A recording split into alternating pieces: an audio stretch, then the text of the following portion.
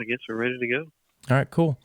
Well, ladies and gentlemen, welcome back to New Record Day. I appreciate you guys stopping by. We've got kind of a podcast, video cast here for you. I've got Danny Richie on the line, and this is basically just a follow-up to me taking apart the JBL Studio 530s, and a lot of you folks want to know, can anything be done with these speakers? What would a kit upgrade from GR-Research look like? And so that's the purpose of this video. Is we've got Danny on the line, and we're going to chat with him. We're going to kind of walk through and take our time of what kind of upgrades you can or cannot expect from this guy.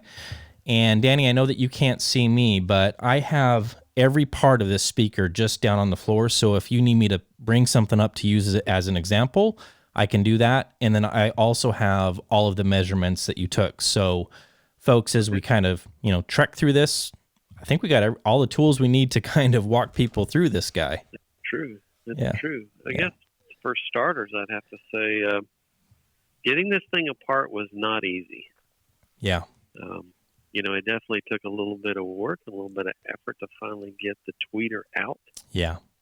Get a really good look at it. And it kind of makes me think, how many people really want to go through this much effort to upgrade this speaker that's at this price point? I don't know. Of all the little upgrades that I've done and kits that I've done and things like that, I try to do it using stuff that I know are going to be easy for the customer. Just pull the crossover out. It's on a cup. Disconnect the drivers, and you're already at a fresh start. You can drop something new in. This one, not exactly along those lines. Definitely tough to get apart. So, customer, I guess, is going to first have to decide: do I want to do this? Yeah. Do I want to spend this much time taking it apart? Yeah. Digging into it. There's not much room in this thing. And we both looked at the crossover schematic that they provide, and they've got all the values laid out on there. You could certainly go in and start cherry picking values if you just wanted to upgrade a cap or a resistor, or things like that. But one of the biggies is upgrading that inductor that's on the woofer. There's a couple iron core inductors in there that are the old dental floss gauge. Yeah, right. And going to a good quality air core inductor is not going to fit in there. Yeah, right. So there's a challenge there. Yeah, I'm holding the crossover right now, Danny, and it looks like there's two of them. One is larger than the other. Which of these is on the woofer circuit? I don't have it in front of me right now, but I'm guessing probably the larger of the two. Okay. Probably the woofer circuit. If I remember from looking at the schematic, there wasn't a lot of parts on the woofer. Yeah. There's a ton of stuff on the tweeter to try and control it. So they did a good job, though. I mean, despite the fact that they had to put a lot of parts on it to control it, it has a smooth response over a wide range. Yeah, sure. Except for the very top end, I guess above 14 kHz, the thing just takes a dive. There's just no output above that region very much. It's a nosedive. But all along the way, though, it's pretty smooth. So I'm guessing they have all those parts on there for a reason. Yeah. And it's trying to correct the response of that thing. And, fortunately, they made it to where you could buy wire or buy amp, and which is a selling feature for a lot of these budget products. They just throw another $1 worth of parts on the back, and they've got two sets of mounting posts instead of one set. Mm-hmm. And so it markets, to that segment a little bit when they throw that option in there. But for me, it lets me measure the tweeter and the woofer independently, and I can see where it crosses and how it sums and things like that. And it sums fairly well. It crossed over fairly low, and that's probably one of the reasons you guys really like that speaker.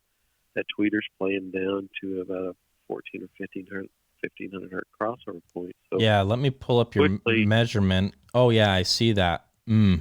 Yeah, pretty quickly handing off to the tweeter, so you're not having to be restricted to a woofer playing from 2,000 to 3,000 or up into these higher ranges, that tweeter's taking it already.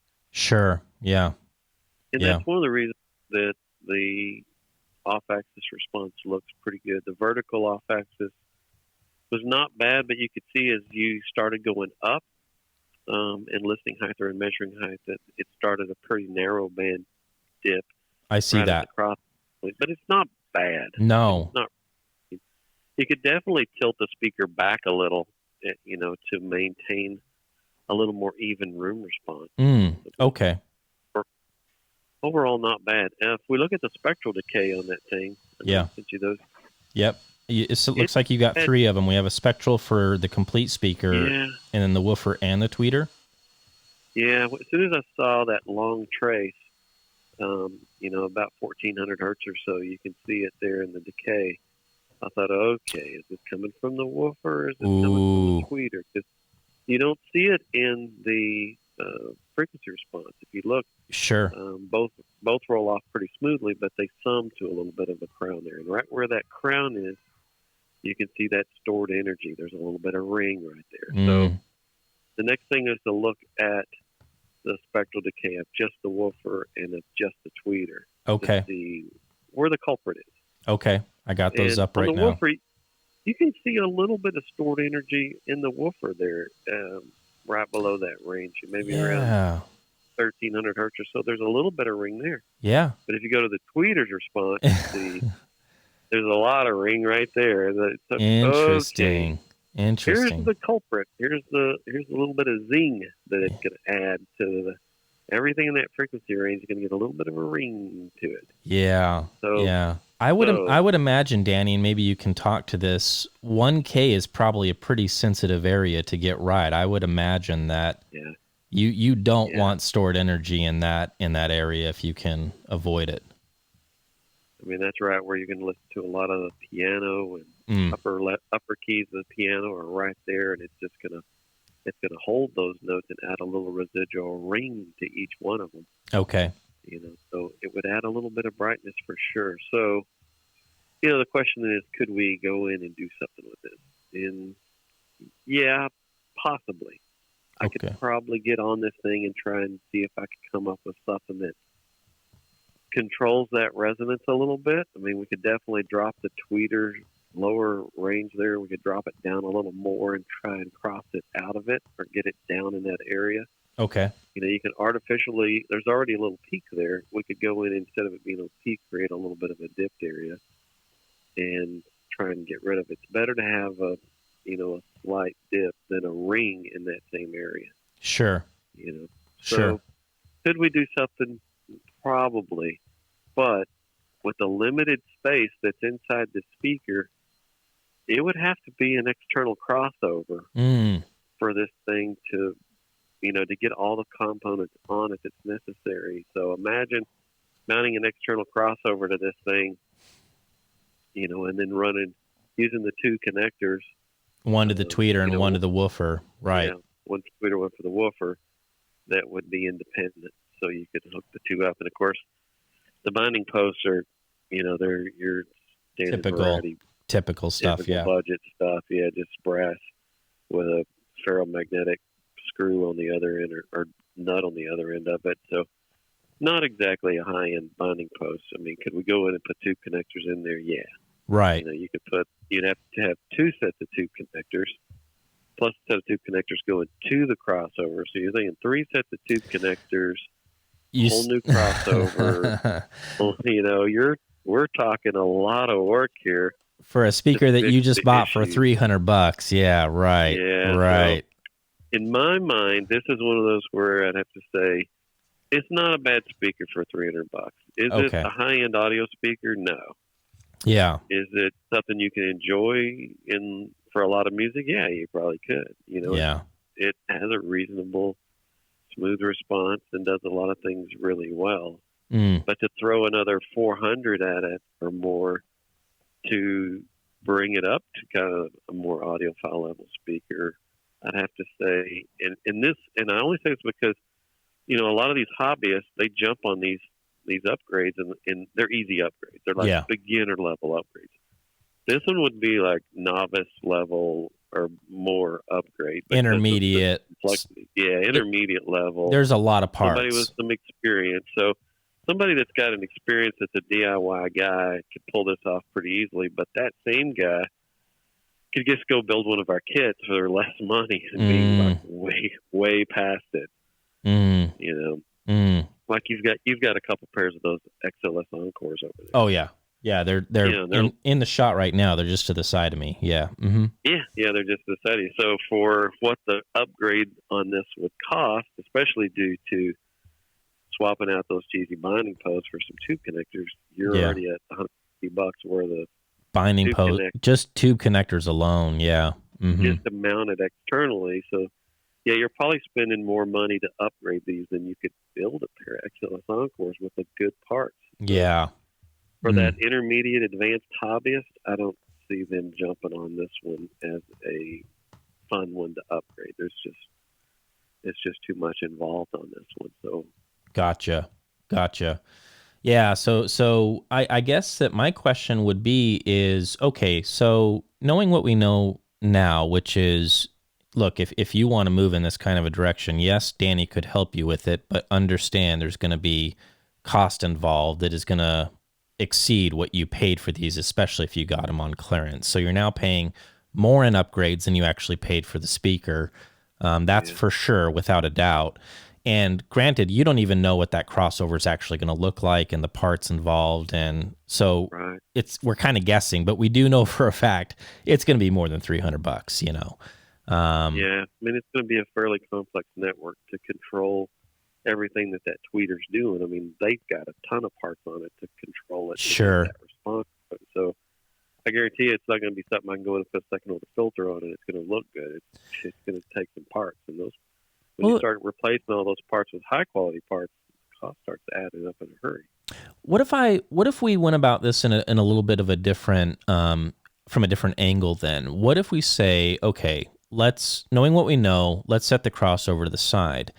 Based on what you saw when you took this thing apart and you pulled off like that tweeter and kind of the, you know, I think it's actually fiberglass or plastic. I'm not sure exactly what it is, but in my video, I asked the question, if I turn that thing around, is there anything that we can do to, you know, add some mass to this thing or clean it up in any fashion that wouldn't cost an arm and a leg? Is that something that you think would be worthwhile? Do you think it would make much of a difference at all? You know, on this tweeter, because of the way it's made, it's like an injection molded plastic, and there's some ribs behind it and things like that. There's not a large area like you'd see on a bighorn where you have a big sweeping area that's unbraced or that's not supported. Yeah. I don't see a lot of resonance issues on the tweeter. If there was anything bad there, we'd probably see it in the spectral decay. Okay. You know, look at the spectral decay just to the tweeter, and you can see a little bit right around 9 or 10K. There's a little bitty trace there, but that's not too bad. The biggie is down low right there at the crossover point. So if there was something I would try to do to attack that thing, I would say, what could we do to it right there in that area? I see. It's a redesign to try and fix that. I see. If you just wanted to play with it, I don't see adding mass to the horn really doing much in this case. Okay. And I don't know that I would even go in and line it with no res, to be honest, because there's just not much there. Yeah. As far as the structure of it, the panels are fairly small, and the woofer's only about a 4-inch woofer. So it's a little guy, right. It's a little guy. You're not putting much pressure on it, and you may excite some resonance there somewhere, but that would be overshadowed by the stored energy of the drivers, especially at that lower range of the tweeter where you're going to hear a lot of ring. Okay. Well, so good. I don't know. I don't know that I would go forward with trying to do a lot with that one. I would say for the money, just have fun with this guy. Have fun with it. Yeah. Not a high-end speaker. Don't think that it is. Yeah. But for the money, it's a pretty good little speaker. Yeah. Well, cool, man. That's it. I mean, I appreciate your honesty in this and the fact that even you mentioned that about the no res, because I was curious about that, you know, myself, knowing that I pulled out those perfect sheets where I was like, oh, this would be so simple to cut some new no res, but if you're sitting there going, it just doesn't really make a whole lot of sense, then good on you for saying that, man. That's I can appreciate that. It would tighten up the bass a little. It would clean up the lower vocal a little, but you're spending $44, 95 cents a sheet plus some shipping. Yeah. And again, that's on this speaker. I'd say it's a minimal gain. Versus a lot of speakers we see in those price ranges, we see larger panels and unbraced boxes that just ring lock everything. And this one, not so much. The panels are pretty small. They're not parallel walls. The way it's structured, probably not a big issue, and you just don't have much woofer there exciting it, really. Yeah. Wow. On the cheap, go in and grab some. If you really wanted to try and just tweak at it and see what you get, go get some of those heavy industrial floor tiles that you can get at Lowe's or Home Depot. Yeah, like the laminated tiles or whatever they are. Yeah. Yeah, they're like 69, 79 cents per square foot. Slap them onto the side there. Yeah. Yeah, and just put some contact cement on them and just glue those in, or put some wood glue on them real well and just glue those to the interior walls and add a little mass to it for $3 or $4. You're looking at some time. You're going to spend some time fooling with it, but for no monies, really. The dollars and cents make sense in that situation. Yeah, it's like, okay. Yeah, and you can pick them up locally, and you could try and tweak on it a little, but I don't see big gains with this speaker. Yeah. Well, cool, man. That's what we needed to know. That's why we needed to get Danny on the line and peel back the layers of this thing and see what we can do with it. It really is a fun speaker, and it's a shame that we don't have a little more room in there, to kind of mess around with that crossover. And yeah, sure, it's like we were talking on the phone earlier. You could certainly cherry pick some items on this board and do some stuff if you want to keep the crossover network intact and the same. But again, as soon as you get to those iron core inductors, it's like swapping those out. You're going to have a monster crossover, and you're not going to fit it back in the box. It's just not going to happen. In the iron core inductors give an effect as if like you put a blanket over the woofers. You're pulling that sound. That speed and the clarity is just. That's where you would hear the difference. Okay. That's where you're going to hear the difference. But you're talking pennies to dollars. Of what these little iron cores cost versus an air core that would be, 8 times the amount of copper. In a lot bigger gauge to keep that same DCR. That's the reason they go with those little inductors. They're a few dollars versus, $14 or $18 per inductor. And you start throwing $18 and $18 and, all of a sudden you've got $100 in crossover parts, and they just can't do that for a speaker. They're going to blow out for $300 a pair. Yeah. It totally makes sense, man. Well, perfect. I appreciate it, Danny. I really do, and I know that the fans are going to appreciate it. So thank you for taking the time to kind of walk us through this, folks. If you have any other questions, leave comments down below. Danny has his own channel now. A lot of you know that. If you don't, then I'll leave his channel down below. You can subscribe, and Danny's still pumping out the videos. So if you want to continue learning about anything, do-it-yourself related and anything under the umbrella of technical discussions about speakers, I cannot recommend his channel enough. I could talk about it for the next hour, but I won't. There's a lot to learn, and a lot that I have learned is because of Danny's videos. So you can educate yourself, you can pay attention. Danny, can you give us an idea of some of the ideas or thoughts that you're going to start working on with your channel? Are you going to start talking about like your kits or different, what plans do you have? Well, right now we're been besieged with products that customers have sent us that we're working on. Okay. We've got little upgrades of different models, two different ones in here. The companies themselves have sent us products. There's several in here that customers have sent us. I got a couple of ELACs in here right now. Ooh, okay. Customers have been asking about some of those. So cool. I'm doing some testing on some of that right now, and we'll see where that goes. So I'll continue to do some upgrades probably in the next videos coming up, because we have so much of that in here right now. Might as well. You're doing the work anyways. Yeah. People are wanting it. They're wanting to know the information. I'm getting calls or emails about some of this stuff. So I'm going to try and throw some of those. These are popular models. I'm going to try and get some of this done and let people see what can be done on some of these that are worthwhile to do some upgrades on. And then I may highlight some of the newer stuff we're working on, so people can kind of see inside and behind GR-Research what are we working on and things like that, and maybe look a little more at some of our own products. Awesome. What we do and some things like that. Awesome. Plus whatever the viewers ask for. Yeah. You guys, a lot of these videos we've done have been because our viewers have said, "Hey, teach me." Let's walk through this. Yeah, sure. Yeah, sure. Yeah. So that's awesome, man. Tuned. Yeah, stay tuned. I still have your studio monitors here, and just a quick backstory. A fellow subscriber and YouTuber, he asked just to remain anonymous. He doesn't want to be mentioned or anything like that, and that's fine. He bought a pair of Danny's studio monitors, and what's cool about this, folks, is I'm actually going to walk you through step by step how to build those. So that'll be a really fun video that I'm excited to be able to do, and that will be coming up really soon. And that's literally going to be start to finish, building the enclosure, putting together the crossover, throwing everything together, and finishing it. So that'll be a big project, and I'm excited to do that. So we got that, and then these guys over my shoulder, which I've been teasing for, I don't know, 6 or 7 years. These are the XLS Encores that Mike Lundy built, and these are, I guess you could call these like a supercharged XLS Encore. These are no joke XLS. Yeah, he took these, I think, to the outer limits of what you can do, and they've got upgraded caps and crazy stuff. So I'll be walking you through that.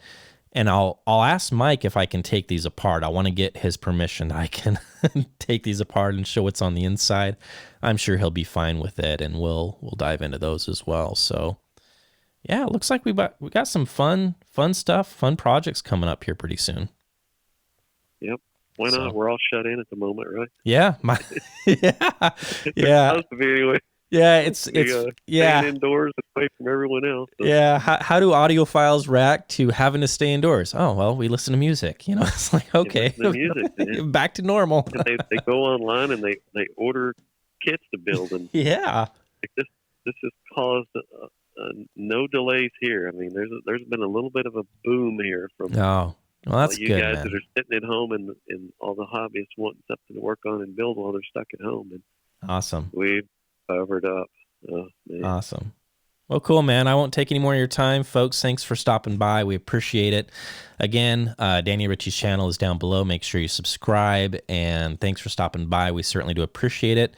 Danny, as always, thank you, my friend. It's great to be able to chat with you, and yeah, yep. We'll talk to you soon. The chat. All right, have a good one. All right, bye-bye.